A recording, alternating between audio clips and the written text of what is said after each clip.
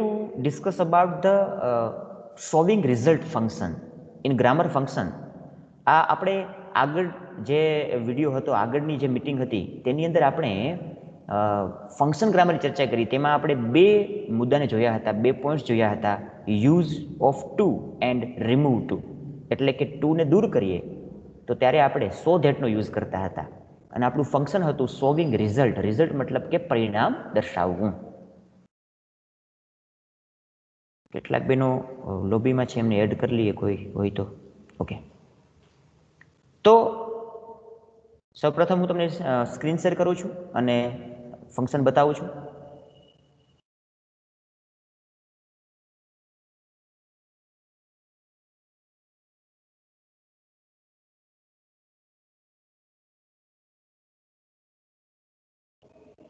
I think બધાને function દેખાતું હશે અને સ્ક્રીન પણ દેખાતી હશે. ઓકે ઓકે, તો આપણું ફંક્શન હતું સોલ્વિંગ રિઝલ્ટ અથવા તો એક્સપ્રેસિંગ રિઝલ્ટ જેને કહી શકીએ આપણે. રિઝલ્ટ એટલે પરિણામ દર્શાવવું. હું થોડું ફટાફટ રિપીટ તમને કરી દઉં જેથી તમને ખ્યાલ આવે કે આપણે કેટલું ભણ્યા હતા અને ક્યાંથી બાકી છે. આપણે તેનો યુઝ જોયો હતો. જ્યારે કોઈ ઘટનાનું પરિણામ દર્શાવવાનું હોય અથવા તો કોઈ બાબતનું પરિણામ રજૂ કરવાનું હોય ત્યારે આ લેંગ્વેજ ફંક્શનનો ઉપયોગ થાય છે. કેટલાક બેનો લોબીમાં છે, એમને એડ કરી લઈએ છીએ આપણે.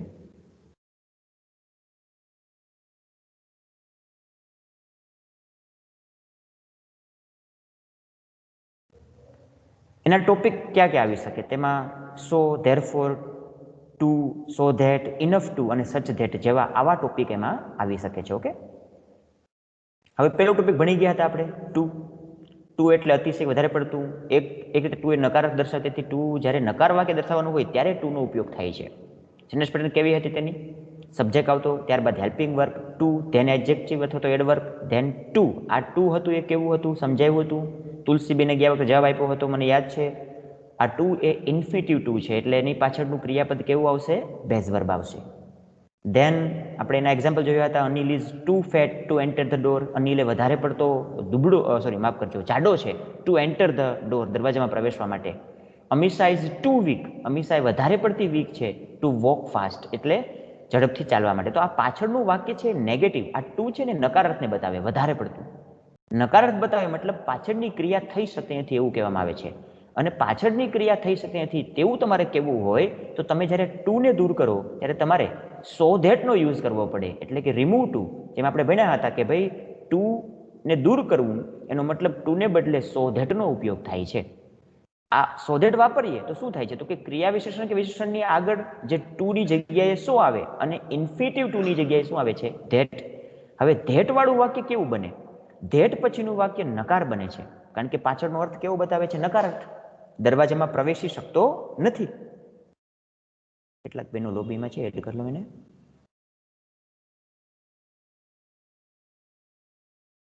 દરવાજામાં પ્રવેશી શકતો નથી, કોઈ ક્રિયા કરી શકતો નથી તેવું કેવું છે? તેવું કહેવા માટે તમારે નકાર અર્થ આપવો પડે. એટલે પાછળનું જે વાક્ય હશે તે ધેટવાળું વાક્ય નેગેટિવ હશે. તો એમાં શું થશે? તો વાક્ય વર્તમાન કાળનું હોય તો કેન નોટ, અથવા ભૂતકાળનું હોય તો કુડ નોટ, આવું વપરાય છે. અને પરંતુ જો ઇન્ફિનિટિવ વાળું જે વાક્ય છે, ઇન્ફિનિટિવનો જે ભાવ છે એ નકારાર્થમાં આપેલો હોય તો ધેટવાળું વાક્ય કેવું આવશે? હકાર બનશે. ઓકે, ઇન્ફિનિટિવનો કરતા નિશ્ચિત ન હોય તો વન જેવી અનિશ્ચિત સર્વનામને પણ મૂકી શકીએ છીએ આપણે. ફોર મી કે ફોર હર, ફોર ધેમ વગેરે આપેલા હોય તો તેના માટે યોગ્ય કરતા મૂકવો પડે જ્યારે આપણે ટુને દૂર કરીએ ત્યારે. હવે આ રિમૂવ ટુની રચના છે, એટલે કે સો ધેટની રચના છે. આમાં લખ્યું છે જો સબ્જેક્ટ હેલ્પિંગ વર્બ, ટુના બદલે સો એડજેક્ટિવ અથવા adverb, that subject, can not અથવા કુડ નોટ.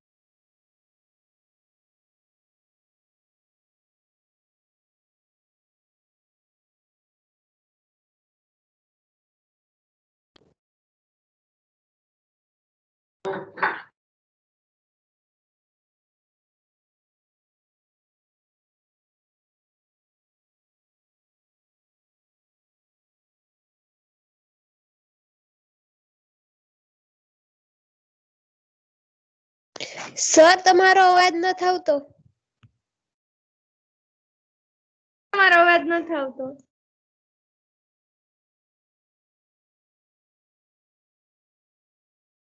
સર તમારો અવાજ નથી આવતો.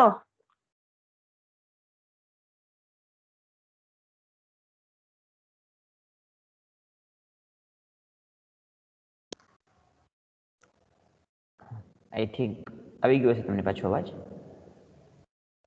નેટવર્ક હા, હા connection sir, sir. Solanki Krupaliben ને એડ કરો ને.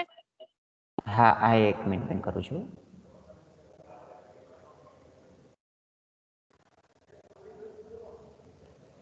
ફોન આવી ગયો હતો એટલે નેટ કનેક્શન તૂટી ગયું હતું.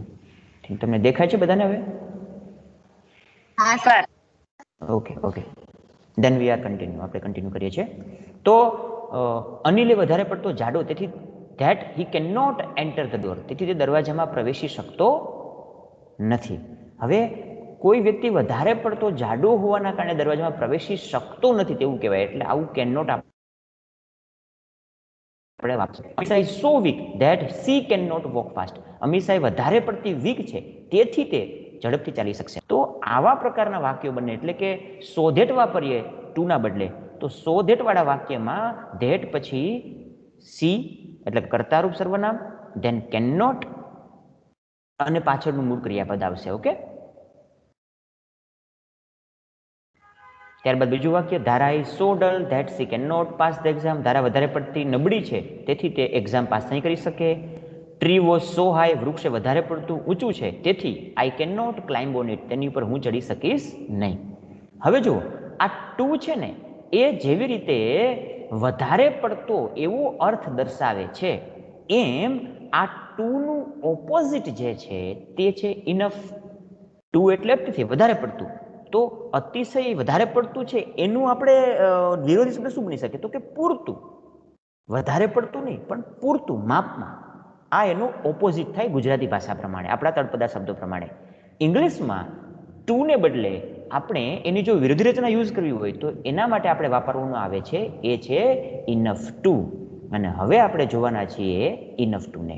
એટલે આપણો ત્રીજો ટોપિક જે પણ છે તે છે ઇનફ ટુ. અહીંયા હું સમજાવું તમને. આપણે કુલ આટલા ટોપિક આની અંદર યુઝ થાય છે. સો, ધેરફોર, ટુ, સો ધેટ, અહીંયા સુધી આપણે જોઈ ગયા. હવે ઇનફ ટુ અને સચ ધેટ, આ બે ટોપિકની ચર્ચા આપણે આ લેક્ચરમાં કરવાના છીએ. તો ચાલો શરૂ કરીએ આપણે ઇનફ ટુને. ઇનફ ટુનો મતલબ થાય પૂરતું અથવા પૂરતા પ્રમાણમાં. ઇનફનો મતલબ પૂરતું અથવા પૂરતા પ્રમાણમાં એવો થાય છે. ઇનફ ક્યારે કહી જાય ને કે ઘણીવાર વાક્ય ઘણી બોલતા જ કહી છે કે બસ, હવે બસ, ઇનફ ઇઝ ઇનફ, એવું કહીએ ને આપણે વાક્યમાં. ઘણી જગ્યાએ તમે કોઈ સિરિયલમાં, કોઈ પિક્ચરમાં આવા ડાયલોગ સાંભળ્યા હશે. Now stop your mouth, shut up your mouth. તમારું માઉથ બંધ કરો, મોઢું બંધ કરો હવે. Enough is enough. સમજાય ને? આવા કેટલાક વર્ડ્સ તમે કોઈ ટીવી સિરિયલમાં કે કોઈ ડાયલોગમાં સાંભળ્યા હશે. ઇનફનો મતલબ એવો થાય કે ભાઈ હવે પૂરું થઈ ગયું, પૂરતું છે, માપમાં છે, બસ હવે રહેવા દો એમ. ઇનફ હકાર અર્થ બતાવે છે. ટુ શું દર્શાવે છે? નકાર અર્થ. ત્યારે ઇનફ શું બતાવે છે? હકાર અર્થ બતાવે છે. તેથી સામાન્ય રીતે તેનો ઉપયોગ હકાર વાક્યમાં થાય છે. તેનો ઉપયોગ કેવા વાક્યમાં થાય? હકાર વાક્યમાં. ટુનો ઉપયોગ નકાર વાક્યમાં. ઇનફનો ઉપયોગ હકાર વાક્યમાં, કારણ કે આ હકાર અર્થ બતાવે છે. પહેલામાં એવું હતું કે અનિલ વધારે પડતો જાડો છે તેથી દરવાજામાં પ્રવેશી શકશે નહીં. તો જાડો છે એ પ્રવેશી ન શકે સામાન્ય, પણ આપણા મગજમાં સમજાવી લોજિકલ ઘટના છે. કોઈ નીચો માણસ હોય, ઠીંગણો માણસ હોય, શોર્ટ હોય, તો એ ઊંચાઈ ઝાડ ઉપર ચડી શકે નહીં કે ઊંચાઈ સુધી પહોંચી શકે નહીં. એ આપણા મગજમાં આવતી સામાન્ય લોજિકલ ઘટના છે. કોઈ દુબળો પતલો હોય તો ઝડપથી ચાલી શકે નહીં.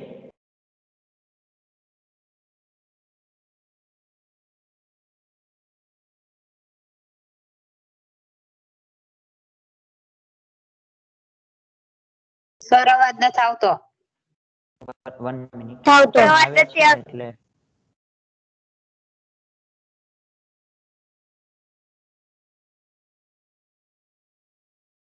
હવે આવે છે અવાજ? હા સર. હા, સર. ઓકે. સ્ક્રીન હા, આવે છે. સ્ક્રીન દેખાય છે ને? સ્ક્રીન દેખાય છે? હા સર. ઓકે, હા, સર. દેખાશે બેન, દેખાશે, હમણાં દેખાશે. ઓકે,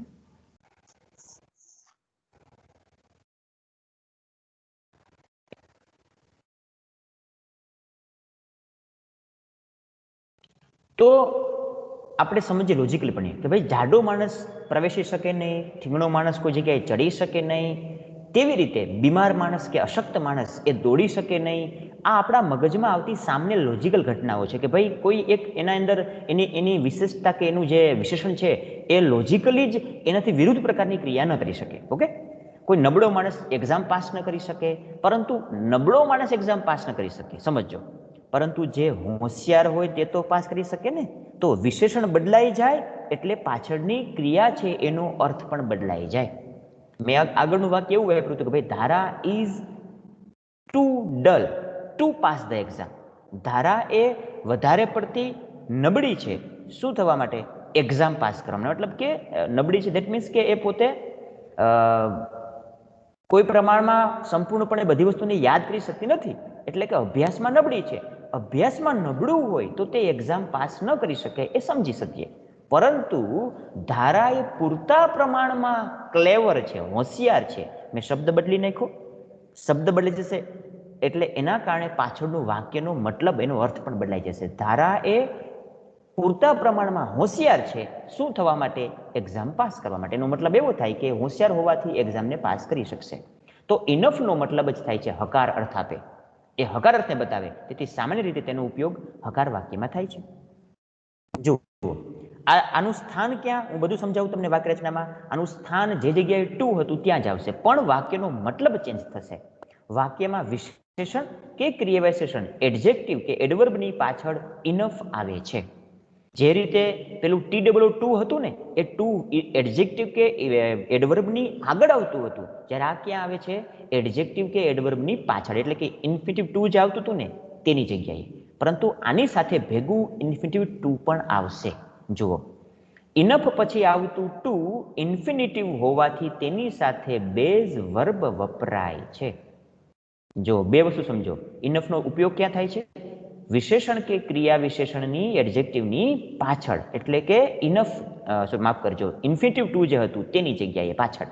ઓકે, આગળ નહીં, એની પાછળ છે. જ્યારે ટુ ક્યાં યુઝ થાય છે? TWO2, વધારે પડતું કે અતિશય એવો ભાવ કહેવો હોય તો ટુ વપરાય. એ ટુ ક્યાં આવશે? એડજેક્ટિવ કે એડવર્બની આગળ આવશે. જ્યારે આ ક્યાં આવે છે? એની પાછળ આવે છે. અને આની સાથે એટલે કે ટુની ઇનફની સાથે ટુ વપરાય છે, ભેગું ટુ આવે જ છે. અને એ ટુ કયું છે? ઇન્ફિનિટિવ ટુ હોવાથી તેની સાથે બેઝ વર્બ વપરાય છે. જોવો વાક્ય રચના. સબ્જેક્ટ, હેલ્પિંગ વર્બ, એડજેક્ટિવ અને એડવર્બ. જો અહીંયા મેં એટલા માટે રેડ કલરમાં હાઇલાઇટ કરેલું છે. આમાં આ જ વાક્યમાં તમારે ટુ વાપરવું હોય તો તમે ટુ છે એડજેક્ટિવ કે એડવર્બની આગળ વાપરો છો, અહીંયા વાપરો છો.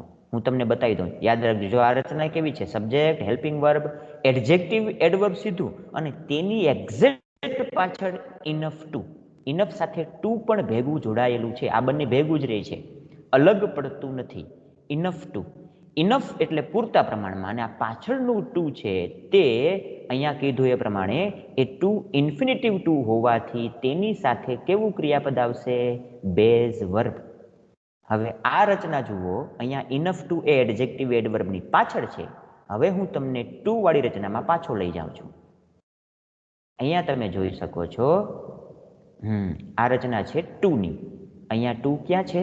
એડજેક્ટિવ અને એડવર્બની આગળ છે, અને એની પાછળ ફરી પાછું ટુ છે. આ ટુ પણ ઇન્ફિનિટિવ ટુ છે.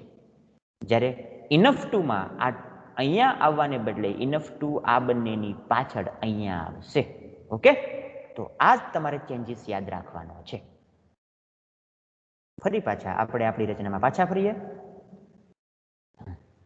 Subject, helping verb, adjective, enough to અને પાછળનું બેઝ વર્બ તેમજ અધર વર્ડ્સ. જોઈએ આપણે વાક્ય.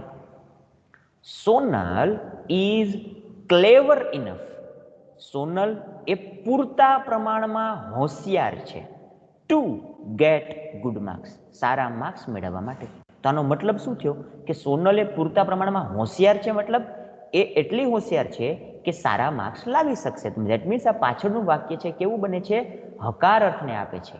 પરંતુ અહીંયા હું ટુ યુઝ કરું તો આ ક્લેવર શબ્દ છે એને મારે કાઢવો પડે, અને જો ક્લેવર શબ્દને રાખવો હોય તો મારે આગળ નોટ મૂકવું પડે. સમજાય? એટલે આ ક્લેવરને બદલે અહીંયા શું મૂકવામાં આવે? ડલ મૂકવામાં આવે.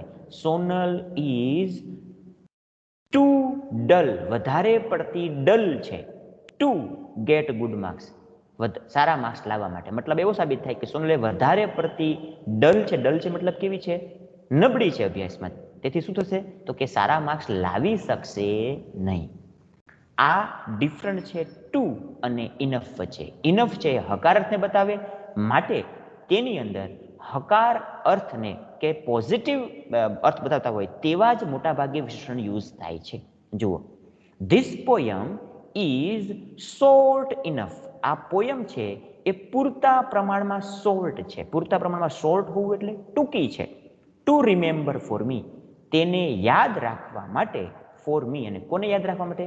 મારા માટે. ફોર મી, મને તે યાદ રાખવા માટે પૂરતા પ્રમાણમાં ટૂંકી છે.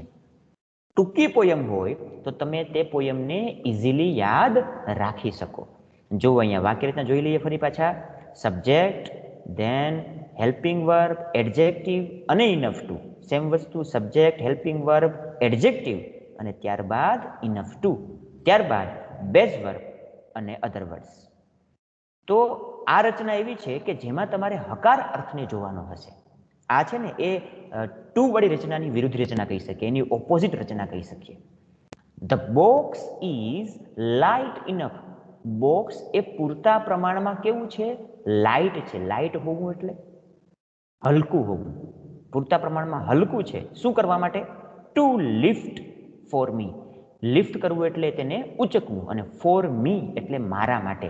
જો મેં તમને સમજાવ્યું હતું આગળ, અહીંયા તો સોનલ છે એ સારા માર્ક્સ લાવી શકે છે.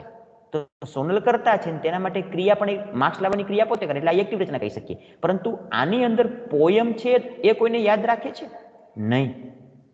પોયમ કોઈને યાદ નથી રાખવું, પોયમને કોઈક યાદ રાખે. મતલબ જો કરતા નિર્જીવ હોય તો નિર્જીવ કરતા હોય ત્યારે સમજી લેવાનું કે પાછળ તમારે શું કરવું પડશે? તો કે છે કે એને માટે કોઈ કર્તારૂપ સર્વનામ મૂકવું પડશે. કેટલાક બહેનો લોબીમાં છે ને એડ કરી લઉં છું.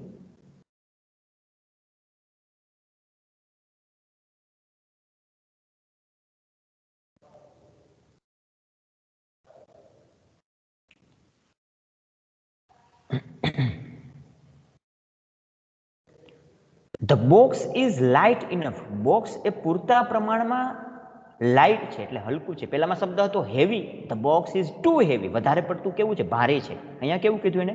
હલકું કીધું છે. હલકું મતલબ કેવું? વજનમાં હળવું હોય. અને જો બોક્સ હળવું હોય તો આપણે તેને શું કરી શકીએ? ઉચકી પણ શકીએ. ધેટ મીન્સ પાછળનું વાક્ય કેવું આવે છે? પોઝિટિવ, એટલે કે હકાર આવે છે. The box is light enough. પૂરતા પ્રમાણમાં હલકું છે. ટુ લિફ્ટ, એને ઉચકવા માટે. ફોર મી, મારા માટે. અહીંયા ફોર અસ પણ મૂકી શકીએ આપણે. The vegetables are fresh enough. Vegetables એ પૂરતા પ્રમાણમાં ફ્રેશ છે.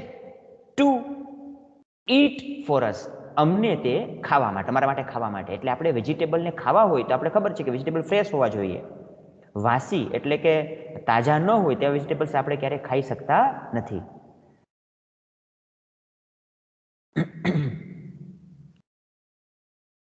The vegetables are fresh enough. પૂરતા પ્રમાણમાં તે ફ્રેશ છે. શું કરવા માટે? તો કે છે કે અમારા માટે, તેને ખાવા માટે. વેજીટેબલ્સ કોઈને ખાય છે? નહીં. આપણે તેને ખાઈએ છીએ. એટલે આપણે યાદ રાખવાનું કે જો કરતા નિર્જીવ હોય અહીંયા તો તમારે પાછળ ફોર સાથે કર્મરૂપ સર્વનામ મૂકવાનું. ફોર મી મૂકવાનું, four us, for you, for him, for her કે ફોર ધેમ. યાદ રાખો, આવું કોઈ પણ કર્તારૂપ સર્વનામ હો. સમજજો, માફ કરજો, કર્તાની કર્મરૂપ સર્વનામ. પરંતુ કોનું? કોઈ વ્યક્તિવાચક હોય તેવું સર્વનામ. નિર્જીવ વસ્તુ માટે ઈટ નહીં મૂકવાનું. સમજાય તમને?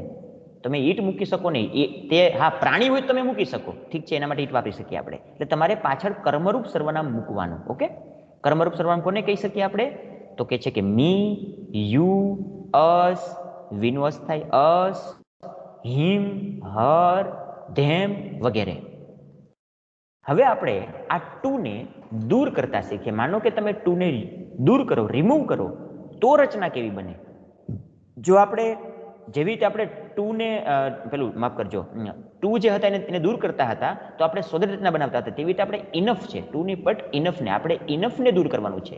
ઇનફને દૂર કરીએ તો રચના કેવી બનશે? એ એટલે રિમૂવ ઇનફની રચના. ફરી સમજાવી દઉં તમને એક વખત, એ તમને સરખી રીતે યાદ રહી શકે. ઇનફ ટુ શું છે?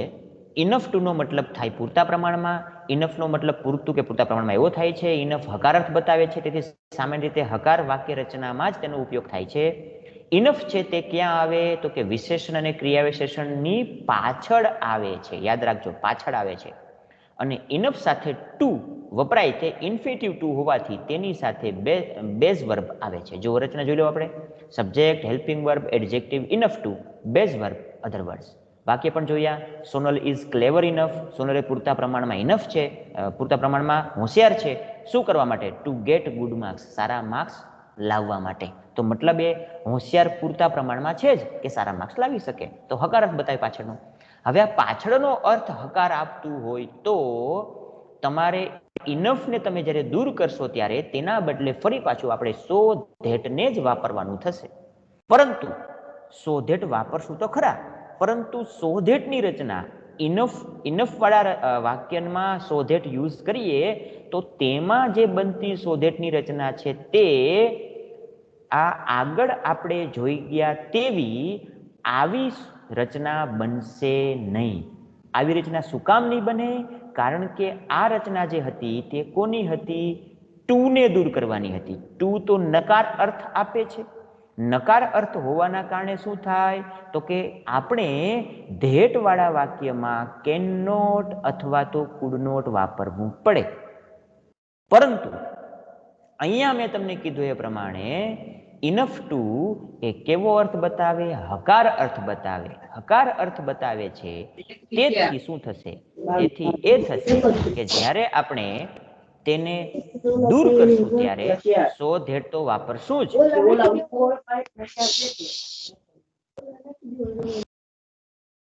સો ધેટ તો વાપરશું જ, પરંતુ સો ધેટ વાપરતી વખતે આપણે પાછળ ધેટ પછી નકાર અર્થ નહીં લાવી શકીએ. ઓકે, તો જોઈએ આપણે રિમૂવ ઇનફની રચના. રિમૂવ ઇનફ એટલે કે વાક્યમાંથી ઇનફને શું કરવું? દૂર કરવું. ઇનફ દૂર થતા તેને બદલે સો ધેટનો ઉપયોગ થાય છે. શબ્દ ખાસ પકડજો, નિયમ ખાસ યાદ રાખજો. રિમૂવ ઇનફ એટલે ઇનફને દૂર કરવું. ઇનફ દૂર થતા તેને બદલે શું વપરાય છે? સો અને ધેટ. જેવી રીતે ટુને દૂર કરતા સો ધેટ વાપરતા હતા તેવી રીતે આપણે ઇનફને દૂર કરશું ત્યારે પણ સો ધેટ આવશે. વિશેષણ કે ક્રિયા વિશેષણની આગળ સો આવે છે. સમજો, જે જગ્યાએ આપણે ઇનફ વાપરતા હતા એ ઇનફ વિશેષણ કે ક્રિયા વિશેષણની પાછળ હતું. અહીં જોજો શું લખ્યું છે? ઇનફ ક્યાં છે? વિશેષણ કે ક્રિયા વિશેષણની પાછળ ઇનફ આવે છે. અહીંયા ઇનફ ક્યાં છે? એડજેક્ટિવ એડવર્બની પાછળ. પરંતુ જ્યારે આપણે તેને દૂર કરીએ અને તેના બદલે સો મૂકીએ તો સો ક્યાં આવશે? સો એડજેક્ટિવ કે એડવર્બની એટલે કે વિશેષણ કે ક્રિયા વિશેષણની આગળ આવશે. આ એક બદલાવ યાદ રાખજો. ત્યારબાદ બીજો બદલાવ, વાક્ય વર્તમાન કાળમાં હોય તો કેન અને ભૂતકાળમાં હોય તો કુડ આવે છે. આ તો આપણે આગળ શીખી ગયા પ્રમાણે જ આવશે. પરંતુ અહીંયા રિમૂવ ટુ કરીએ તો કેન નોટ કે કુડ નોટ આવે. રિમૂવ ઇનફ કરીએ તો માત્ર ને માત્ર કેન અથવા તો એકલું કુડ આવે. એટલે એનો મતલબ એવો થાય કે ઇનફ હકાર અર્થને દર્શાવતું હોવાથી ધેટ પછીના વાક્યમાં નોટ આવતું નથી. આ એનું મેજર ચેન્જીસ છે, યાદ રાખજો. ટુને દૂર કરવું અને ઇનફને દૂર કરવું, આ બંનેની રચનામાં સોધેટવાળી રચના આવશે જ, પરંતુ સોધેટવાળી રચના છે સેમ નહીં આવે. ટુ દૂર થાય તો તેમાં કેન નોટ કે કુડ નોટ આવે, કારણ કે નકારાર્થ આપવો પડશે. જ્યારે ઇનફ દૂર થાય એ હકારાર્થ આપે છે, માટે માત્ર એકલું કેન કે કુડ આવશે અને તેમાં ધેટ પછીના વાક્યમાં નોટ આવતું નથી. જો હું તમને એક પછી એક નિયમ સમજાવું પાછા. જોઈએ રચના. સૌ પ્રથમ સબ્જેક્ટ, ત્યારબાદ હેલ્પિંગ વર્બ, ત્યારબાદ આવે છે સો. આવ્યું ને સો? એડજેક્ટિવ એની આગળ સો છે, ત્યારબાદ એડજેક્ટિવની પાછળ ધેટ, ત્યારબાદ સબ્જેક્ટ, ત્યારબાદ ઓનલી કેન અને કુડ. શું કામ એ કેન અને કુડ છે? અહીંયા કેન નોટ અને કુડ નોટ નથી. શું કામ નથી? કોઈ કહેશે મને? તમારામાંથી કોઈ મને કહેશે બેનો શું કામ કેન નોટ નથી? કારણ કે ઇનફ હકાર અર્થ દર્શાવે છે એટલે. Very good. ઇનફ છે હકાર અર્થ બતાવે. શું નામ બેન? Jiya. Jayaben, very good. Enough છે હકાર અર્થને બતાવે છે, માટે અહીંયા કેન અથવા તો કુડ એકલું છે અને પાછળ ક્રિયાપદનું આ તો બંને મોડોલોજીસ છે જ, માટે એની સાથે ક્રિયાપદનું કેવું રૂપ વપરાય? બેઝ વર્બ વપરાય. ઓકે, તો રચના થઈ ગઈ તમને પાકી. ફરી સમજાવી દઉં. જુઓ, ઇનફ હતું તેમાં એડજેક્ટિવ કે એડવર્બની પાછળ આવતું હતું અને તેની સાથે આ ટુ ઇન્ફિનિટિવ ટુ હતું, માટે ક્રિયાપદનું રૂપ બેઝ વર્બ આવતું હતું.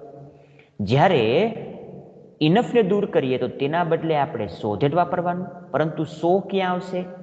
એડજેક્ટિવ અથવા એડવર્બની આગળ અને તેની પાછળ ધેટ. ધેટ આવે એટલે અલગથી વાક્ય બતાવવું પડે, અલગથી સબ્જેક્ટ આપવો પડે, એને અલગથી સહાયકારક ક્રિયાપદ આપવું પડે. એનું સહાયકારક ક્રિયાપદ કેન કે કુડ મૂકશું, પરંતુ કેન નોટ અને કુડ નોટ નહીં આવે. શું કામ નોટ નહીં આવે?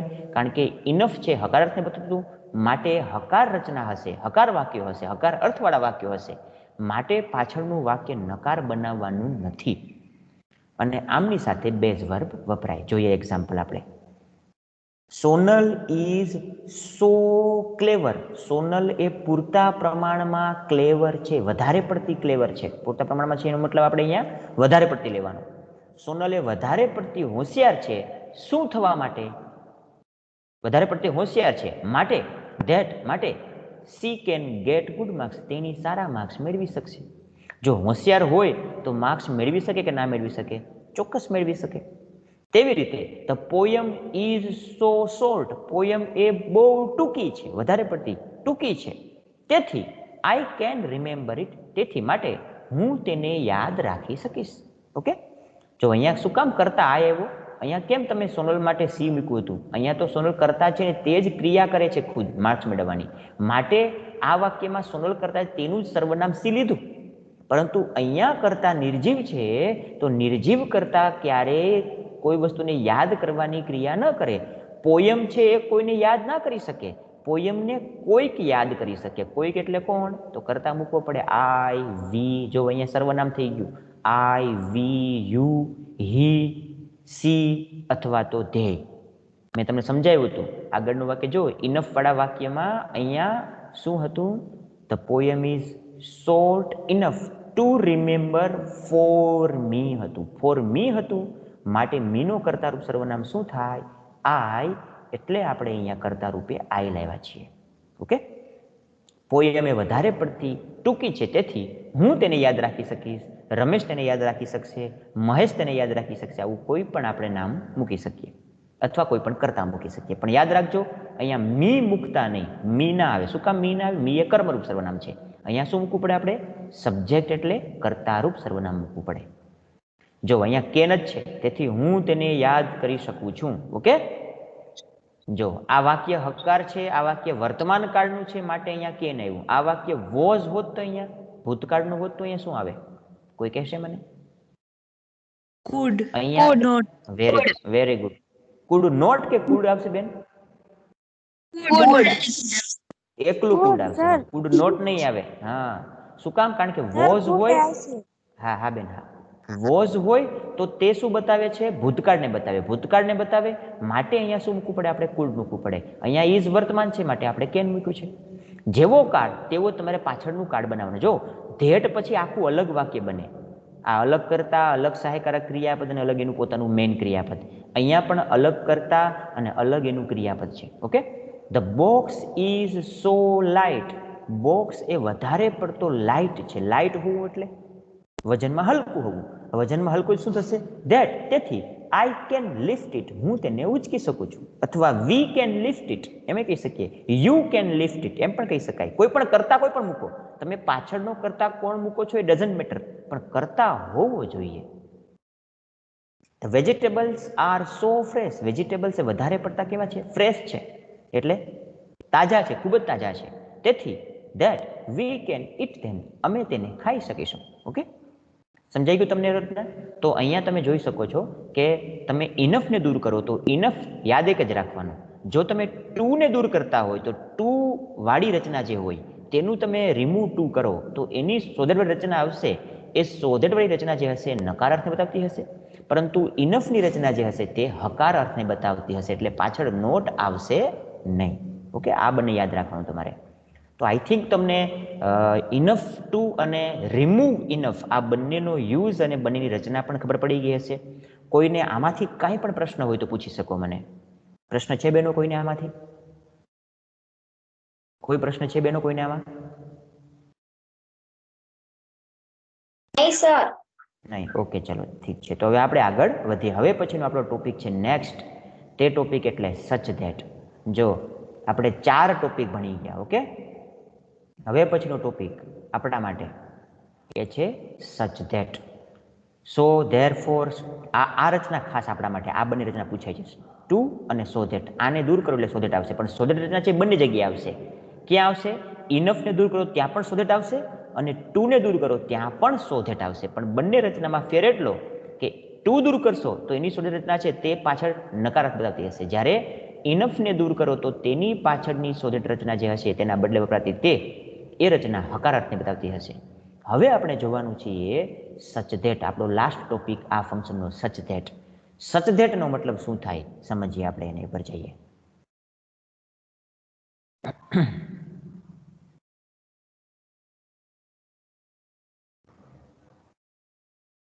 જો સચ ધેટ આ પ્રકારનું ક્રિયા વિશેષણ રૂપે વપરાતું ઉપવાક્ય એડવર્બ ક્લોઝ. આને શું કહેવાય? ક્રિયા વિશેષણ રૂપ ઉપવાક્ય એટલે કે એડવર્બ ક્લોઝ છે. તે મુખ્ય વાક્યના ક્રિયાપદની ક્રિયાનું પરિણામ દર્શાવે છે. એટલે અહીંયા 2 વાક્ય હશે. મેં જેમ તમને કીધું એ પ્રમાણે, જેમ સો ધેટમાં 2 વાક્ય આવતા હતા, એક વાક્ય સો વાળું અને બીજું ધેટની પાછળનું વાક્ય, એમ અહીંયા પણ એક સચ વાળું વાક્ય અને બીજું કયું હશે? ધેટ સાથેનું પાછળનું, ધેટની પાછળનું વાક્ય. તો આ ધેટની પાછળનું વાક્ય હોય ને એને ઉપવાક્ય કહેવાય, એડવર્બ ક્લોઝ છે. અને એ એડવર્બ ક્લોઝ ઓફ રીઝન છે, સોરી રિઝલ્ટ છે. રીઝન નહીં બટ રિઝલ્ટ. રિઝલ્ટ કોને કહેવાય? પરિણામ દર્શાવતું હોય તેવું. ઓકે, તો મુખ્ય વાક્યમાં જે ક્રિયાપદની ક્રિયા થઈ હોય તે ક્રિયાનું પરિણામ દર્શાવવાનું કામ કોણ કરે છે? સચ ધેટ વાળું વાક્ય. ઓકે, જુઓ સો ધેટની જેમ આપણે સુધર શીખી ગયા હમણાં જ. સો ધેટની જેમ સચ ધેટ પણ વાક્યમાં વચ્ચે આવે છે. જેવી રીતે સો આવતું હતું તેમ ત્યાં શું આવશે? સચ આવશે. જેમ ધેટ આવતું હતું ત્યાં અહીંયા શું આવશે? ધેટ આવશે. ઓકે, જુઓ સોની જગ્યાએ સચ આવે છે. ત્યારબાદ હવે સચ તો આવશે પણ આના જેવું નહીં હોય, થોડો ચેન્જીસ આવશે. સચ આવે છે ત્યારબાદ આર્ટિકલ એ અથવા એન વપરાય છે. ઓકે, તેમજ વિશેષણની સાથે નાઉન વપરાય છે. વિશેષણ એટલે કે એડજેક્ટિવ. જેમ સો એની પછી એની પાછળ વિશેષણ આવતું જ એની સાથે એકદમ, તેમ અહીંયા સચની સાથે પણ વિશેષણ આવશે, પરંતુ વિશેષણની આગળ આર્ટિકલ આવશે અને સાથે વિશેષણની પાછળ નાઉન પણ વપરાય છે. જો નાઉન બહુવચનમાં હોય તો આપણને ખબર જ છે, જો નાઉન આ બહુવચનમાં હોય તો બહુવચનમાં ક્યારે આર્ટિકલ વાપરી શકીએ આપણે? ના વાપરી શકીએ.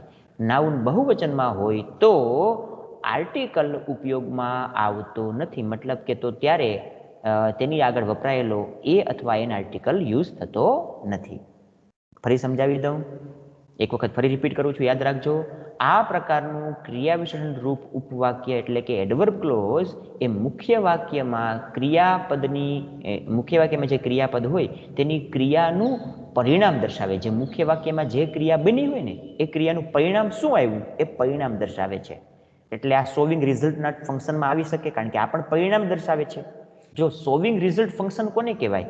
સોવિંગ રિઝલ્ટ ફંક્શન એટલે એવું ફંક્શન કે જે ફંક્શન એના ઉપવાક્યમાં પરિણામ દર્શાવતા વાક્યનો ઉપયોગ કરતું હોય. ઓકે, તો અહીંયા પણ પરિણામની વાત થાય માટે આને પણ આપણે લઈ શકીએ એમાં જ, એને એટલા માટે જ આપણે આને ભણીએ છીએ. સો ધેટની જગ્યાએ એની જેમ જ સચ ધેટ આવે છે, પણ વાક્યમાં ક્યાં વપરાય છે? પણ વચ્ચે આવે છે. સોને બદલે શું વાપરીશું? આપણે સચ વાપરીશું. ત્યારબાદ આર્ટિકલ એ અથવા તો એન, ત્યારબાદ વિશેષણની સાથે નાઉન વપરાય છે. તો આની રચના આવી બનશે: સબ્જેક્ટ, હેલ્પિંગ વર્બ, ત્યારબાદ સોને બદલે શું આવશે? સચ. સચ પછી શું આવશે? આર્ટિકલ એ અથવા એન, ત્યારબાદ એડજેક્ટિવ, ત્યારબાદ નાઉન, ત્યારબાદ ધેટ અને ધેટ સાથેનું પાછું બીજું વાક્ય.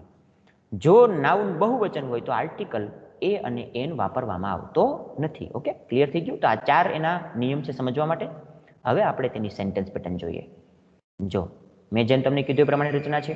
સબ્જેક્ટ, ત્યારબાદ હેલ્પિંગ વર્બ કે અહીંયા વર્બ આવી શકે, મુખ્ય વર્બ પણ મેઇન વર્બ પણ આવી શકે, ઓકે, અને હેલ્પિંગ વર્બ પણ હોઈ શકે. વર્બ, ત્યારબાદ સચ, ત્યારબાદ આર્ટિકલ એ અથવા તો એન, ત્યારબાદ એડજેક્ટિવ કે એડવર્બ, ત્યારબાદ નાઉન, ધેટ, સબ્જેક્ટ અને વર્બ તેમજ અધર વર્ડ્સ. ઓકે, જુઓ વાક્ય જોઈ લઈએ આપણે.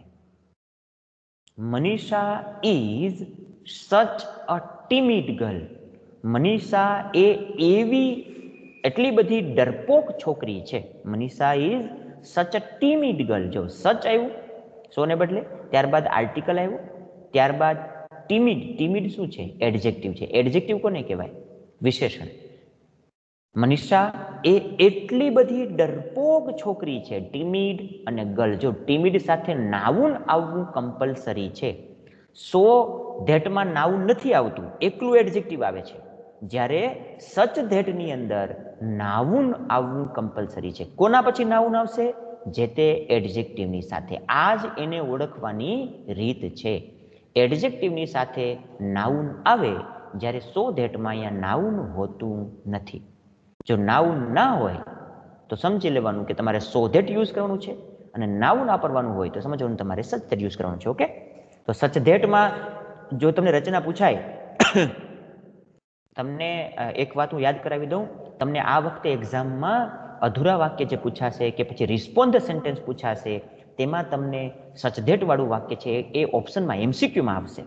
અને એમસીક્યુમાં હશે તો તમને એ ખબર હોવી જોઈએ કે સચવાળું વાક્ય છે એ સાચું સચવાળું વાક્ય કયું છે. કારણ કે સચધેટ વાળા વાક્ય તમને 3 મૂકેલા હોય, પણ 3 વાક્યમાંથી એક જ સાચું હોય, 2 તો ખોટા હોય. હવે ખોટું છે ખબર કેમ પડે? રચના પરથી ખોટું ખબર પડી જાય તમને ચોક્કસપણે, જો તમને રચના મોઢે હોય તો. પણ તમને રચનામાં હું હિન્ટ આપી દઉં કે તમારે કઈ કઈ વસ્તુ યાદ રાખવાની. સચવાળું વાક્ય આપેલું હોય ને સચવાળા વાક્યમાં જો એડજેક્ટિવની સાથે નાઉન ના હોય તો સમજવાનું આ સચવાળું વાક્ય ખોટું છે. કારણ કે એની રચનામાં જ એવું કીધું છે કે આર્ટિકલ, ત્યારબાદ એડજેક્ટિવ અને ત્યારબાદ નાઉન. એડજેક્ટિવ સાથે નાઉન આવશે તો જ સચ ધેટ વાપરી શકાય. જો સચવાળા વાક્યમાં એડજેક્ટિવ નાઉન ન હોય તો સમજવાનું રચના ખોટી હોઈ શકે છે. ઓકે, તો તમને ઉલટાવવા માટે એવો પ્રશ્ન પૂછશે એક્ઝામમાં, બોર્ડમાં, તો તમારે આ યાદ રાખવાનું. Manisha is such a ટીમિડ girl. Manisha એ એટલી બધી ડરપોક છોકરી છે, એવી ડરપોક છોકરી છે, તેથી ખૂબ જ ડરપોક છોકરી, તેથી she fears to leave alone. તેણી એકલું રહેતા ડરે છે. ફિયર્સ કરવું એટલે ડરવું. ત્યારબાદ ધેટ પછીનું વાક્ય કેવું આવશે? સબ્જેક્ટ, વર્બ અને અધર વર્ડ્સ. તેણી ડરે છે શું થતા? એકલું રહેતા. લીવ અલોન, એકલું રહેવામાં. Nirali told such an interesting story. નિરાલીએ કહી હતી. જો અહીંયા ટોલ્ડ આવ્યું, આ ઇઝ, અહીંયા ઇઝ છે એ હેલ્પિંગ વર્બ છે. અહીંયા તમને મેઇન વર્બ પણ મૂકી શકે છે આ લોકો. ઓકે, તો નિરાલીએ કહી હતી એવી ઇન્ટરેસ્ટિંગ વાર્તા, આટલી બધી ઇન્ટરેસ્ટિંગ વાર્તા કહી હતી, ધેટ, તેથી એવરીવન લાઇક્ડ ઇટ, દરેક વ્યક્તિને તે ગમી હતી. હવે તમારે ટેન્સ પણ, કાળને પણ યાદ રાખવાનું છે. જુઓ અહીંયા ટોલ્ડ છે એ ભૂતકાળનું ક્રિયાપદ છે. કહી હતી એમ કીધું છે, તો મતલબ તમારે પાછળનું ધેટવાળું વાક્ય કેવું વાપરવાનું? Everyone લાઇક્ડ it. અહીંયા એનું ભૂતકાળ રૂપ આવે. આ વર્તમાન કાળનું હોય, જો અહીંયા ઇઝ વર્તમાન કાળમાં છે તો અહીંયા ફિયર્સ પછીનું આ સી સાથે ફિયર્સ આ વર્તમાન કાળનો યુઝ કર્યો. કરતા ત્રીજો પુરુષ એક વચન હોય તો ક્રિયાપદની પાછળ એસ લાગે એટલે ફિયરનું ફિયર્સ થઈ ગયું. ઓકે, તો તમારે કાળને પણ ધ્યાનમાં રાખવાનો છે અને રચનાને પણ ધ્યાનમાં રાખવાની છે. નિરાલીએ કહી હતી એવી રસપ્રદ વાર્તા જેથી દરેક વ્યક્તિને તે ગમી હતી.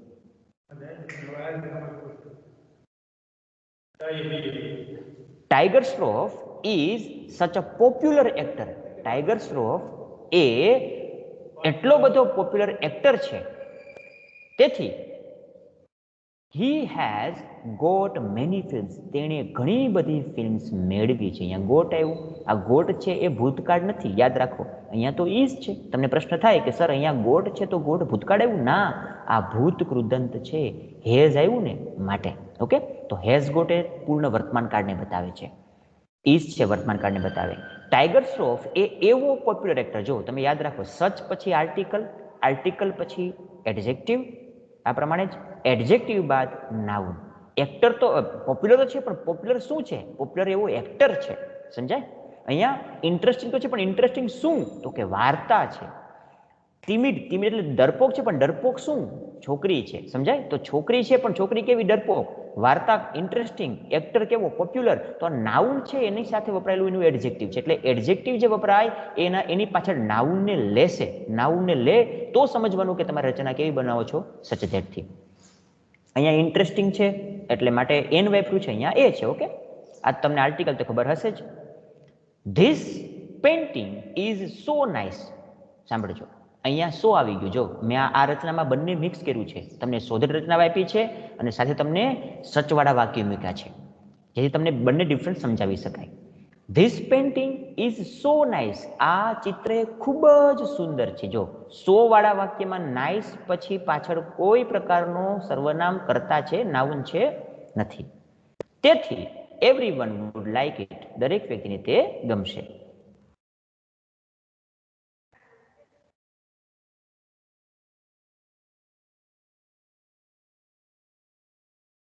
સર તમારો અવાજ નથી આવતો. હા, એક મિનિટ બેન, હું બોલતો જ નથી. હમણાં કેટલાક બહેનો છે ને એડમિટ કરું છું, એટલા માટે. હવે આવશે. કેટલાક બહેનો લોબીમાં હતા, એડ કરું છું એમને. Manisha is so timid. Manisha એ વધારે પડતી ડરપોક છે. તેથી she fears to leave alone. તેણી એકલું રહેતા ડરે છે. જો આ રચના છે સો વાળી છે અને આ સચ ધેટની છે. તમે બંનેમાં ડિફરન્સ અનુભવો. મનીષા સરખું કરતા, મતલબ કરતા પછી સહાયકારક ક્રિયાપદ, અહીંયા સચને બદલે સો આવ્યું. ત્યારબાદ અહીંયા આર્ટિકલ આવે છે, જ્યારે અહીંયા આર્ટિકલ નથી. અહીંયા એડજેક્ટિવ આવ્યું, એ પણ બરોબર છે. ત્યારબાદ એડજેક્ટિવ બાદ અહીંયા નાઉન છે, જે નાઉન અહીંયા તમે જોઈ શકશો નહીં. ઓકે, અહીંયા ધેટ પણ છે. એટલે આ બંને નાઉન અને આગળ આર્ટિકલ, આ બંને એ સચ વાળી રચનામાં આવે. યાદ રાખજો, સો વાળી રચનામાં આવશે નહીં. મનીષાએ એટલી બધી ડરપોક છે, તેથી તે મનીષાએ ખૂબ જ ડરપોક છે, તેથી તે she fears to leave alone. તેનીને એકલું રહેતા તેની ડરે છે. ત્યારબાદ બીજું વાક્ય, Nirav told so interesting story.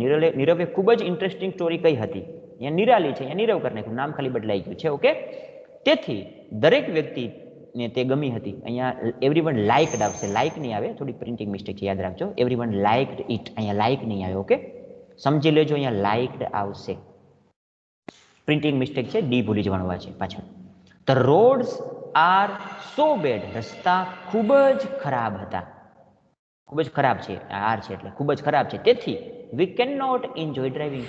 અમે ડ્રાઇવિંગને એન્જોય કરી શક્યા હતા નહીં, તો કરી શકશું નહીં. ઓકે, તો અહીંયા તમે સો રચના જોશો. આ સો વાળી રચના કેવી છે? એની અંદર નેગેટિવ અર્થ આપે છે. એટલે કે આ ટુ વાળી રચનાનું સો જે થાય ને એ રચના બની છે. ટુ ને દૂર કરો ને ત્યારે આ રચનાનું તમારે રૂપ ચેન્જ કરવું હોય તો સોને બદલે અહીંયા ટુ વાપરવું પડે. The roads are too bad to enjoy driving. આવું શબ્દ બનશે, આવું વાક્ય બનશે. ઓકે, આ નેગેટિવ અર્થ છે, ત્યારે આ કેવો છે? પોઝિટિવ, હકાર અર્થ આપે છે. ઓકે, તો આ થઈ ગયું તમારું સચ ધેટ. આઈ થિંક તમને બધાને આમાં સમજણ પડી હશે. આમાં કોઈને કંઈ પ્રશ્ન ખરો હવે સચ ધેટમાં? જો સો ધેટ ને સચ ધેટ યાદ રાખવાનું બંનેમાં. સચ ધેટની અંદર ખાસ એડજેક્ટિવની આગળ આર્ટિકલ અને સાથે નાઉન આવવું જોઈએ, અને ત્યારબાદ રચના જે હોય છે તે સબ્જેક્ટ અને સીધું વર્બ આવે.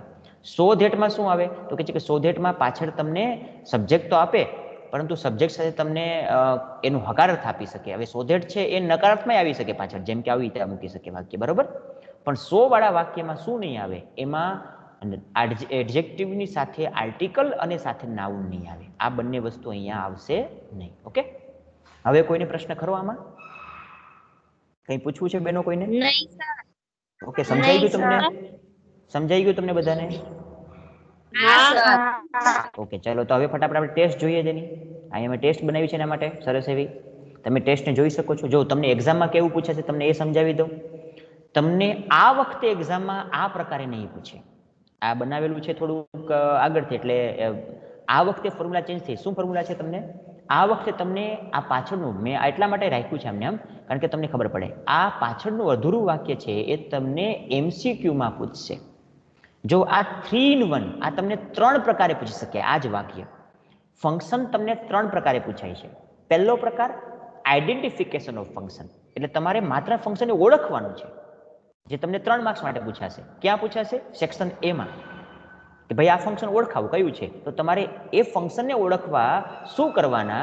તો કે ભાઈ કયું ફંક્શન છે આ? ફંક્શનનું નામ શું છે?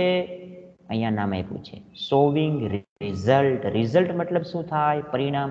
એક્સપ્રેસિંગ રિઝલ્ટ, ડિસ્ક્રાઇબિંગ રિઝલ્ટ, આવા કોઈ પણ આપે. રિઝલ્ટ આવે એટલે પરિણામ સમજવાનું. અને પરિણામ દર્શાવતું કોઈ પણ તમને ફંક્શન પૂછાય કે એને લગતું કોઈ પણ ફંક્શન આપેલું હોય તો તમારે આ આટલા ટોપિક યાદ રાખવાના. So, therefore, too, so that, enough to અને સચ ધેટ. આ આટલામાંથી કોઈ પણ વાક્ય મૂકેલું હોય આટલા ટોપિકનું તો સમજવાનું કે એ ટોપિક જો તમારે યાદ કરવા પડશે કયું ફંક્શન છે, એમાં કેવા કેવા પ્રકારના ટોપિક આવે. સમજાય? તો તમારે સચ ધેટ છે, અહીંયા સચ એઝ હોય તો બદલાઈ જાય. સમજાય ને? સેમ એઝ આવે તો એ બદલાઈ જશે. સચ એઝ આવે તો બદલાઈ જશે. તો ફંક્શન બદલાઈ જશે આખે આખું, કારણ કે ટોપિક બદલાઈ ગયું. સચ ધેટ હોય તો આ ફંક્શન છે, તો શોવિંગ રિઝલ્ટ બતાવે.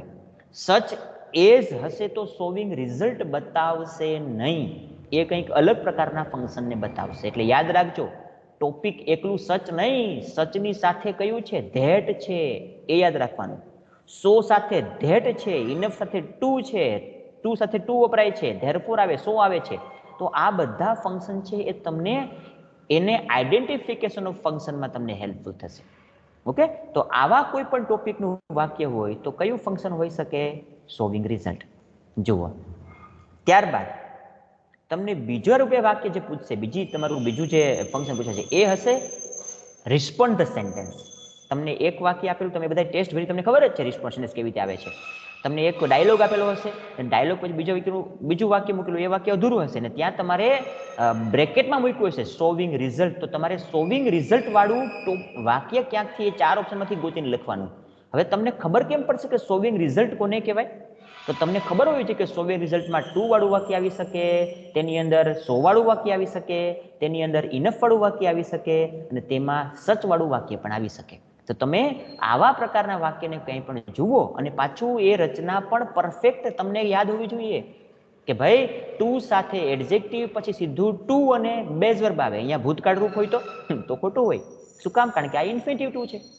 એમ ઇનફ સાથે ટુ હોય ને સાથે અહીંયા બેઝ વર્બ હોય તો સાચું, પણ અહીંયા ભૂતકાળ રૂપ હોય તો, બોટ હોય તો, ટુ બોટ તો ખોટું હોય. કારણ કે ટુ સાથે આ ઇન્ફિનિટિવ ટુ છે માટે અહીંયા મૂળ ક્રિયાપદ જ આવે, અહીંયા ભૂતકાળ રૂપ ના આવી શકે. ભલે બાકી બધું સરખું છે પણ તમને અહીંયા જ જોવાનું, મૂળ ક્રિયાપદને જ પકડવાનું કે આની સાથે આ બરોબર છે, અહીંયા આગળ પછી વિશેષણ બરોબર છે કે નહીં, ઓકે છે કે નહીં, હા ઓકે, એનો મિનિંગ સરખો બને છે કે નહીં, કર્તા પ્રમાણે છે કે નહીં, વોઝ છે તો વોઝ, અહીંયા ઇઝ છે તો ઇઝ સાથે અહીંયા એ પ્રમાણે પાછળનું વાક્ય છે કે નહીં. જેમ કે જેમ આ વાક્યમાં જો અહીંયા ફોર્ટ છે તો ફોર્ટ સાથે શું હોવું જોઈએ? કુડ આવેલું જોઈએ. ઓકે? તો તમારા મગજમાં હોવું જોઈએ કે આ ભૂતકાળ હોય તો પાછળનું ધેટ વાળું વાક્ય પણ ભૂતકાળ જ છે ને, એ યાદ રાખવાનું. ઓકે? અહીંયા વોઝ છે તો અહીંયા બરોબર જ છે ને પાછળનું વાક્ય. જો અહીંયા જો કે આ તો ઇનફ ટુ છે એટલે મૂળ ક્રિયા બતાવશે, પણ જુઓ અહીંયા વોક્સ છે તો આ વર્તમાન કાળનું વાક્ય, વર્તમાન કાળ હોય તો પાછળનું કેન નોટ છે.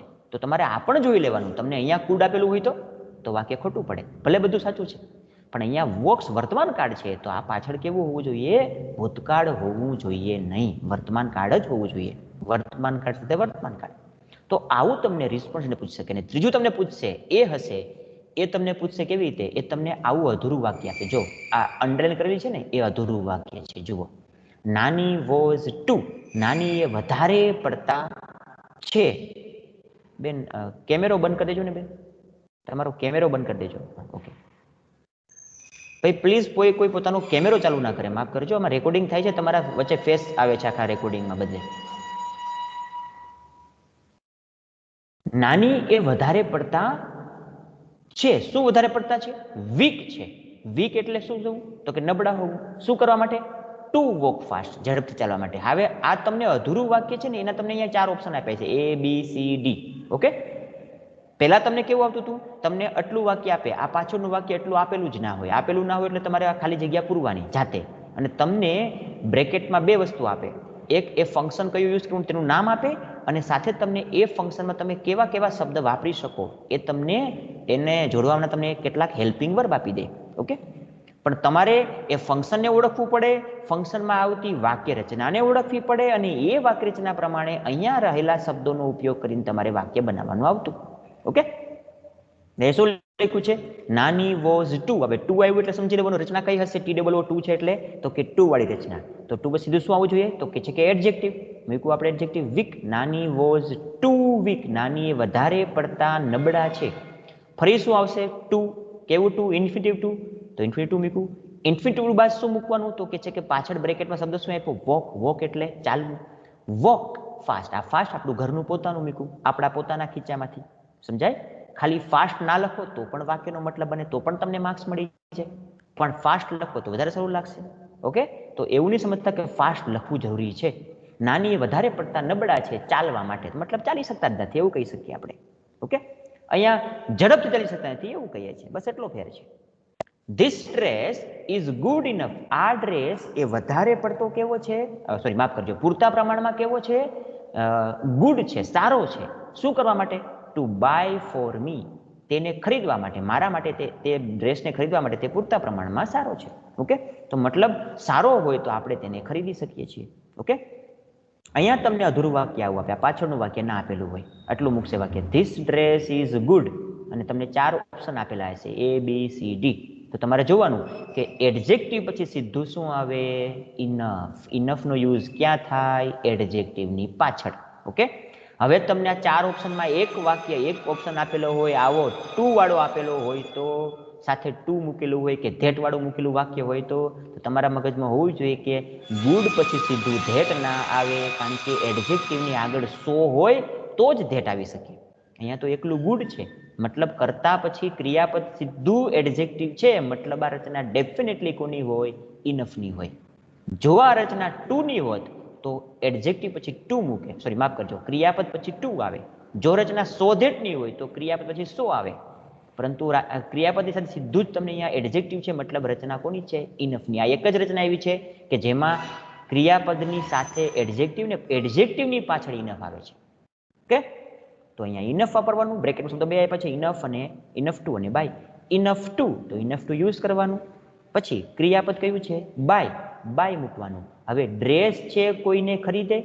ના ખરીદે તો તમારે શું મૂકવું પડે? જો હવે તમે પાછળ ફોર મી ના મૂકો તો તમારી રચના ખોટી પડે.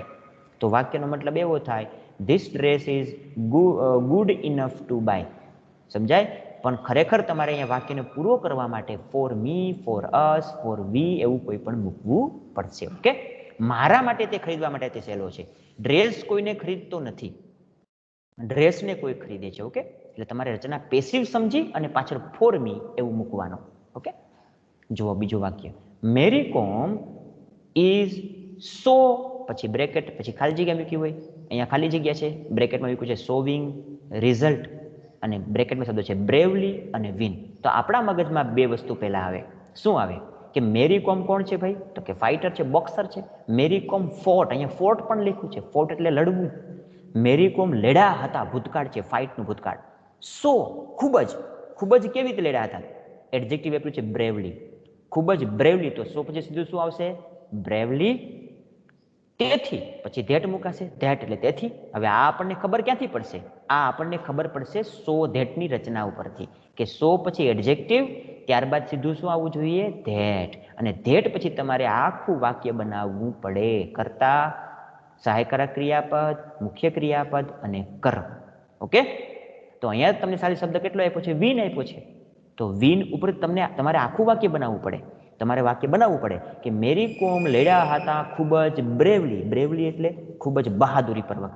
હવે બહાદુરીપૂર્વક લડ્યું હોય કોઈ તો એ શું કરી શકે? ને બ્રેકેટમાં તમને આપ્યો વિન. વિન એટલે તમારે આ વિન ક્રિયાપદના આધારે વાક્ય બનાવવાનું છે. હવે લડવું અને જીતવું તો ક્યાં લડ્યા હોય? યુદ્ધમાં લડ્યા હશે? મેરી કોમ ક્યાં ગઈ હશે બોર્ડર પર લડવા માટે?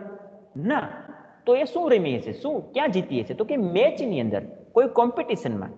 તો આપણે આ આપણી પોતાની બુદ્ધિથી, તમારા પોતાના લોજિકથી સમજવાનું છે ને. મેરી કોમ ફોર્ટ સો બ્રેવલી. મેરી કોમ લડ્યા હતા ખૂબ જ બ્રેવલી, બહાદુરીપૂર્વક.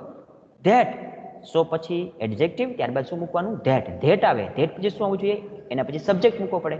પણ સબ્જેક્ટ તો આમાં કંઈ આપ્યો નથી, તો સબ્જેક્ટ કયો લેવાનો આપણે? હવે કોણ લડે છે? મેરી કોમ. જો મેરી કોમ લડે તો જીતે પણ કોણ? મેરી કોમ જ જીતશે ને કે આપણે જીતવાના છીએ?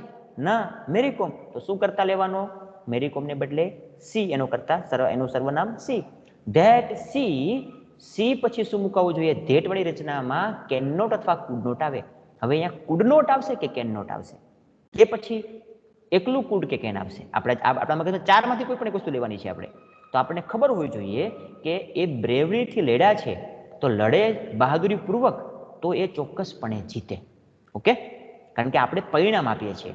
બહાદુરથી લડ્યું હોય તો એનું પરિણામ શું આવે? તો કે જીતે. તો આપણે એનું પરિણામ પોઝિટિવ આપવાનું થાય, અને પોઝિટિવ પરિણામ આપવાનું થતું હોય આપણે, તો તેના માટે આપણે શું કરવું પડે? તો કે છે કે પાછળનું વાક્ય પોઝિટિવ બનાવવું પડે.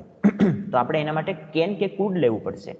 હવે કેન લેશું કે કુડ એ ખબર કેમ પડશે? એ આગળના વાક્યના કાળના આધારે. અહીંયા ફોટ ભૂતકાળ છે, તો આપણે શું લેવાનું? અહીંયા કુડ મૂકવાનું. ત્યારબાદ વર્બ મૂકવાનું, મેન ક્રિયાપદ બેઝ વર્બ. કયું છે બેઝ વર્બ વાક્યમાં? વિન. વિન મૂક્યું. શું જીત્યા હતા પોતે? તો કે છે કે ધ મેચ. તો આપણે એનું કર્મ મૂક્યું. અને જીતવાની ક્રિયા થાય, પણ શું જીતે છે? મેચ જીતે છે. તો આવું આપણે વાક્ય જાતે બનાવતા શીખવું પડશે. જો તમને આવું વાક્ય બનાવતા આવડે ને તમે સમજી શકો વાક્યના મતલબથી, તો તમે 4 ઓપ્શનમાંથી કોઈ એક ઓપ્શનને પસંદ કરીને લખી શકશો.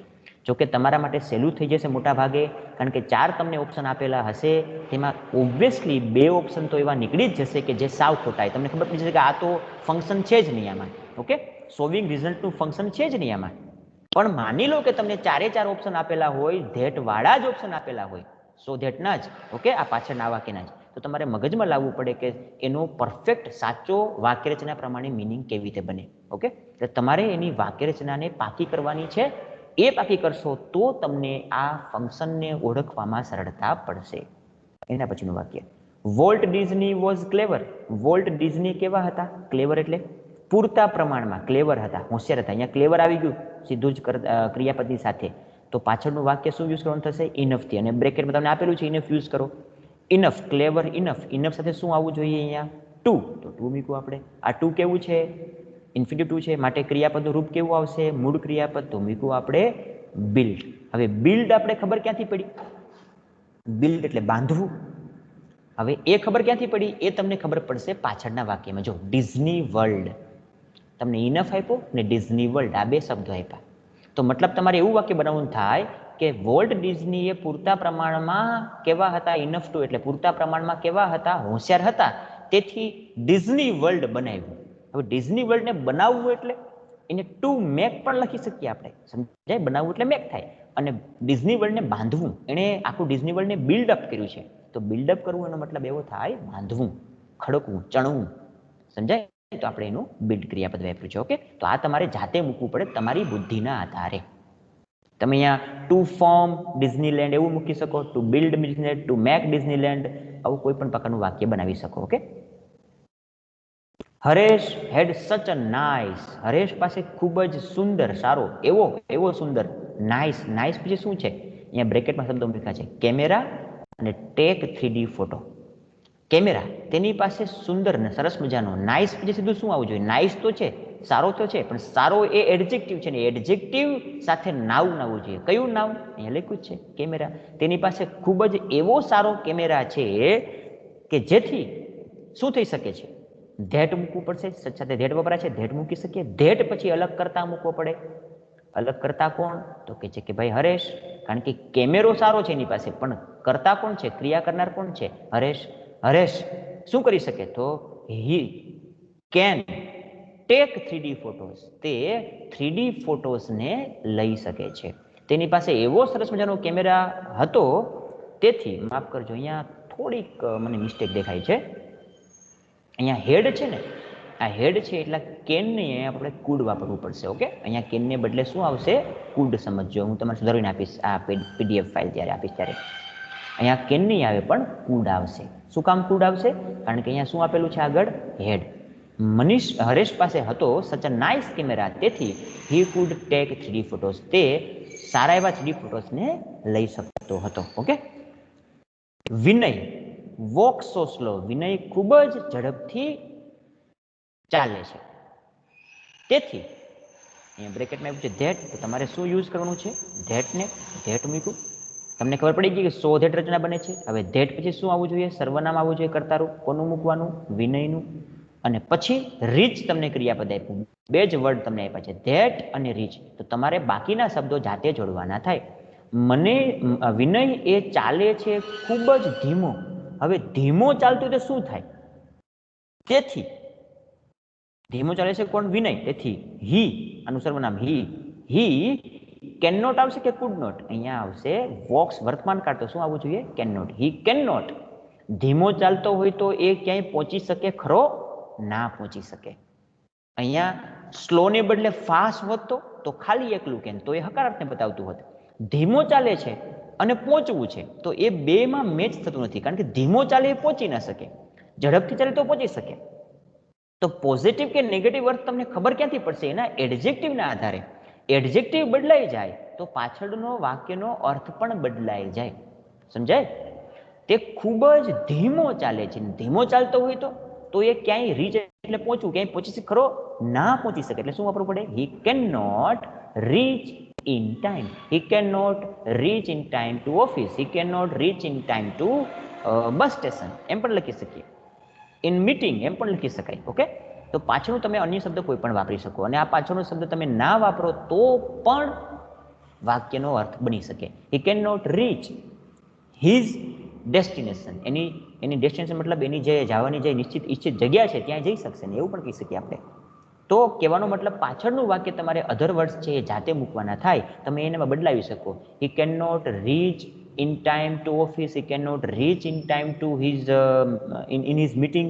હી can not reach in time to ખાલી મીટિંગ મૂકી શકો. He can not reach in time to meeting. He can not reach in time to exam hall. આવું વાક્ય પણ બની શકીએ આપણે. તે એક્ઝામ હોલમાં સમયસર પહોંચી શકશે નહીં, આવું વાક્ય પણ મૂકી શકીએ. તો આવા કોઈ પણ પ્રકારનું પાછળનું વાક્ય બનાવી શકો. પણ મેં અહીંયા ટૂંકું લખ્યું જે તમને ખબર પડે. ઓકે, તમારે લાંબુ પાછળનું વાક્ય લાંબુ કરવાની કોઈ જરૂર નથી. તમારો મતલબ જે છે તે કર્તા, સહાયકારક ક્રિયાપદ અને મુખ્ય ક્રિયાપદ આ બંનેમાં આવી જાય એટલે સમજી લેવાનું કે તમારું વાક્ય ઓકે. ઓકે, આઈ થિંક તો તમને અહીંયા આ આખું ફંક્શન જે પણ છે સમજાઈ ગયું હશે. હવે તમને કોઈ પણ વાક્ય જોવા મળે સો ધેટ વાળું અથવા સચ ધેટ વાળું, ઇનફ ટુ વાળું, કે પછી તમને વાક્ય ટુ વાળું જોવા મળે આવું, તો સમજી લેવાનું કે આ રચના કઈ છે? સોવિંગ રિઝલ્ટ છે. ઓકે, આવી રીતે તમને આ વાક્ય કોઈ પણ પૂછી શકશે. 3 પ્રકારે વાક્ય પૂછાશે: આઈડેન્ટિફિકેશન ફંક્શનમાં, રિસ્પોન્સ સેન્ટેન્સમાં અને સાથે તમને પૂછાશે કમ્પ્લીટ સેન્ટેન્સમાં. બટ કમ્પ્લીટ સેન્ટેન્સની અંદર તમને આવી રીતે અધૂરા વાક્ય પૂછાશે, પણ એ અધૂરા વાક્ય માટે તમને શું આપવામાં આવશે? 4 ઓપ્શન આપવામાં આવશે. ઓકે, આ 4 ઓપ્શનને તમારે જે તે પહેલામાં યુઝ કરવાના છે. 4 ઓપ્શનમાંથી યોગ્ય ઓપ્શન જે હશે તે તમારે સિલેક્ટ કરવાનું. આ વ્યવસ્થા તમારી આ પહેલી વખત તમારી માર્ચ 2021ની એક્ઝામ માટે જ છે. ઓકે, ગયા વર્ષે એવું હતું નહીં, પરંતુ કોરોનાના કારણે અત્યારે સરકારે, ગવર્મેન્ટે તમારી પેપર સ્લેબમાં થોડો ચેન્જીસ કર્યો છે, જેથી તમને 30% જેટલું હેતુલક્ષી પૂછી શકાય. અને એ હેતુલક્ષીમાં આપણા કમ્પ્લીટ સેન્ટેન્સવાળા વાક્યો પણ આવી જાય છે. ઓકે, તો ફંક્શન ગ્રામર મારા મત મુજબ તમારા માટે બહુ સહેલું થઈ ગયું. શું કામ સહેલું થઈ ગયું? કારણ કે 2 જગ્યાએ તો રિસ્પોન્ડ ધ સેન્ટેન્સ અને આઈડેન્ટિફિકેશન ફંક્શનમાં તો એ ક્યાં આવતું હતું? તો કે ઓપ્શનમાં જ, મતલબ એમસીક્યુ રૂપે કે વિકલ્પ રૂપે. પરંતુ કમ્પ્લીટ ધ સેન્ટેન્સમાં પણ હવે તેમાં વિકલ્પ આપી દેશે. અહીંયા 4 વિકલ્પ તમને આપેલા હશે, તમારે એમાંથી યોગ્ય વિકલ્પ પસંદ કરવાનો રહેશે. ઓકે, આઈ થિંક તમને બધાને મહિનામાં જ આવશે. બેન, હા બોલો બેન, બોલો. શું એક્ઝામ માર્ચ મહિનામાં જ લેવા કે જુલાઈ મહિનામાં લેવાની છે? જો એક્ઝામ છે એ મે મહિનામાં લેવાશે, માર્ચ મહિનામાં નહીં આવે.